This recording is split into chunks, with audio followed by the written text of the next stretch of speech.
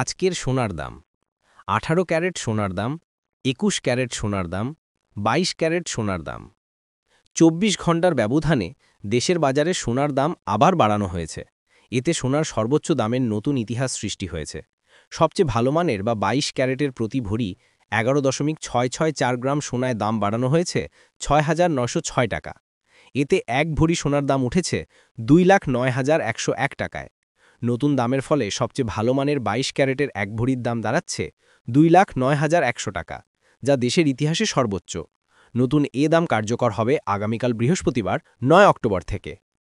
নতুন দাম অনুযায়ী 22 ক্যারেটের এক ভরি বিক্রি হবে 2,09,100 টাকায়, 21 ক্যারেট 1,99,594 টাকায়, 18 ক্যারেট 1,71,808 টাকায় এবং সনাতন পদ্ধতির সোনার ভরি বিক্রি হবে 1,42,301 টাকায়।